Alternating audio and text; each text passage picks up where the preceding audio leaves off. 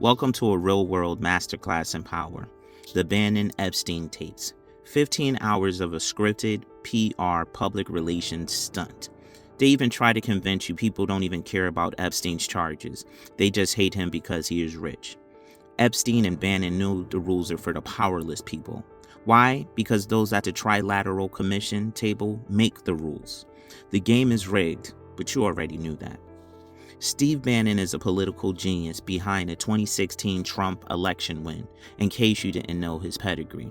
Bannon and Epstein are good friends and real good friends, and Bannon knows the answer to every question he asked Epstein. Here's the proof. They met in 2017. Throughout 2018, Bannon reportedly made many visits to Epstein's Upper East Side townhouse to avoid media surveillance, and they filmed the so-called tapes in 2019. They were close for over 2 years, and that's the 2 years that we know about. He even uses Epstein's planes from time to time. So all the surprise reactions are great theater, but that's not what we're here for. What's the financial tea of the super elites? How can an uneducated man with no family ties rise to the highest heights of the social ladder? Bannon interviewed the boogeyman himself, Epstein. He was trying to turn Epstein, the worst type of predator, into a misunderstood genius. In finance, we would call these types of shenanigans putting lipstick on a pig. The spectacle sounded like an introductory MBA class. Since they both had intimate knowledge of finance, it was entertaining to say the least. They spoke about the financial crisis, traders, long-term capital management, blah, blah, blah. They also spoke about Liar's Poker, the finance Bible for finance heads. Liar's Poker makes Wall Street look like one big frat party, and so does this interview. The book also makes people like Epstein and Bannon look like the masters of the universe, aka BSDs. If you know, you know. I'm Marion B. I have an MBA in Finance and Accounting. Today we look at the financial perspective of the Bannon-Epstein interview. And yes, it's worse than you think. You won't get this anywhere else. Why? Because most people don't even realize what just happened. Now, let's go. Look around. You feel that? That is power. Private planes, pretty women, powerful men, and dark secrets. The tinfoil hats told us about these dark secrets for years, but those stories were too strange to believe until now. Let's go and sit at the Trilateral Commission with Epstein. When the crazies talk about the Illuminati, they're talking about the Trilateral Commission. Epstein, the most cringe guy in the world, being a member of one of the most cringe organizations of the world, the Trilateral Commission, does not calm the conspiracy talk. This is what the audit reveals when it states it's worse than you think. Epstein sitting with the who's who in the world discussing how the world should be run. Scary stuff, ain't it? Friends with the elites of the elites. The Trilateral Commission is invite only, and they invited Epstein with no education and no family ties. I wonder why. Forget everything you learned about fairness and meritocracy. Forget the MBA in Finance and Accounting I worked so hard to get. In this room, money means absolutely nothing, and education means even less. This is Power 101. The video has the world in a frenzy, but it's just smoke and mirrors for the elite to cover for one of their own. Or is it? Being an insider pays big. Being an insider with secrets? Now that pays forever. Epstein's humble beginnings, teaching kids at Dalton in New York City.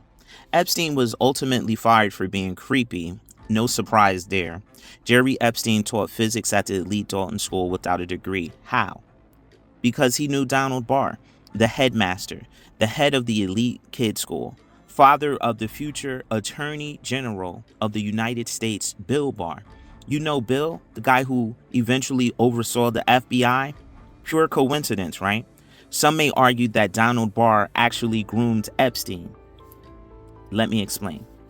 This is too crazy to be true. Donald Barr's novel is almost Epstein's life before he even was accused or convicted of anything. The novel, in a twist that sounds like a bad conspiracy movie, Donald Barr wrote a sci-fi novel called Space Relations about elite oligarchs who traveled throughout space to trade child slaves. The takeaway, when Epstein got his start, he was literally being supervised by Donald Barr. Donald Barr was his mentor, and Donald Barr was the author of the strange book. the head of the elite Dalton School and Bill Barr's father. In a sick twist, decades later, Bill Barr would be the man supervising the investigation into his father's protege, a protege named Epstein, who spent his life living out the plot of Bill Barr's father's book. Insane. I ask, is this a coincidence or a blueprint for disaster? Then the jump to Bear Stearns from a teaching career. No experience again, no credentials again, just a contact list. He was tutoring the son of the CEO of Bear Stearns, Alan Greenberg. Have you ever had a conversation with your student's father that multiplied your net worth by 20 times? Well, Epstein did just that. That conversation with the CEO of Bear Stearns got Epstein a prestigious finance job. Surprisingly, he used the kid as leverage, even had the kid tell the CEO father he should hire Epstein. And guess what? The CEO hired Epstein, and they soon became very, very close. And this also helped Epstein gain additional ties with the other CEOs of other investment banks in New York City. The very humble beginnings of a very, very powerful contact list. Epstein didn't just join boards. He joined the board, the Trilateral Commission, founded by David Rockefeller. Yes, the legendary Rockefeller. Of course, Rockefeller is Epstein's friend.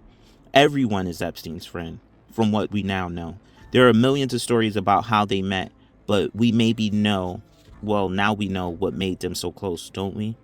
This is the networking engine for the 1% of the 1%.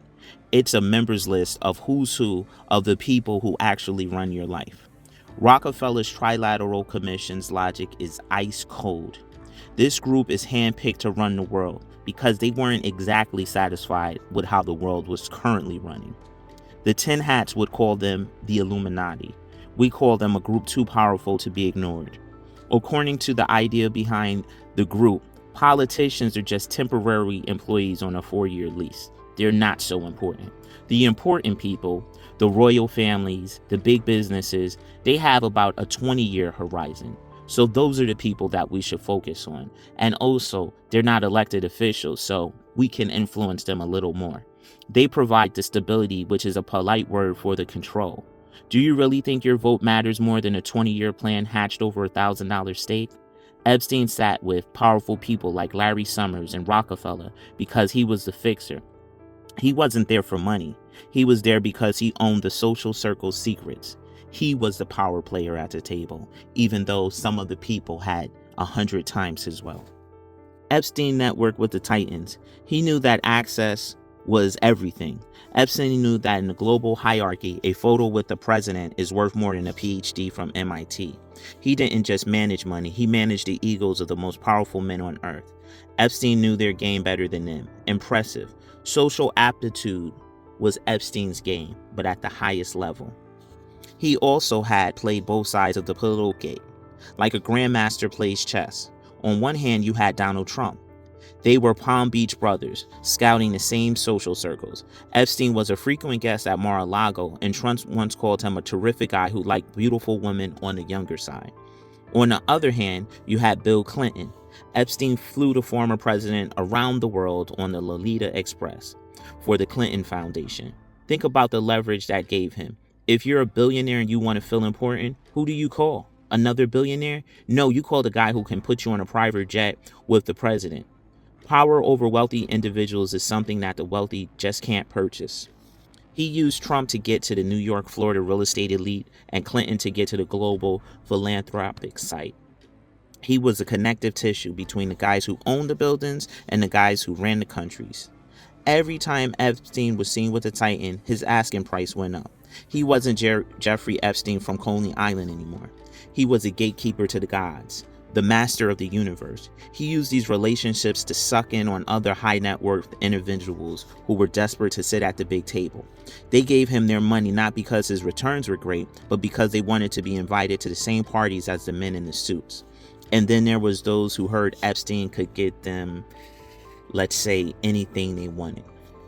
Tell me, if a guy tells you he can get you a meeting with the president, do you really care if his mathematical model is actually just a bunch of hot air? He wasn't trading stocks, he was trading influence. And in that market, Epstein was the ultimate insider. And let's talk about the passive punch he threw at Bannon. When Bannon asked to borrow Epstein's plane for a trip to Rome, Epstein's pilot arranged it, but Epstein made sure to remind him of the hierarchy. The message was clear. If you don't own the plane, it doesn't count. It's just a ride. You're just a passenger in Epstein's world where money could not buy influence and power in his phone's contact list. Bannon's interview was a masterpiece of omission. He cut the juicy crimes out to build a narrative of emotional intelligence. He framed Epstein as a fallen archangel, a brilliant rebel who fell because he was too smart for the top spot. 8 out of 10 times, the people at the top got there by networking, gatekeeping, and never making a commitment that could be used against them, according to Epstein. He is the man who has the tinfoil hat saying, "I told you so."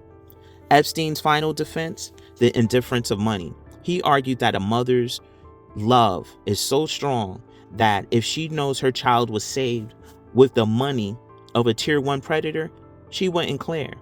So in closing, you have to ask yourself, is morality just a luxury for people who aren't starving? I'm Marion B. of the MBA Audit. And as usual, stay greedy, people.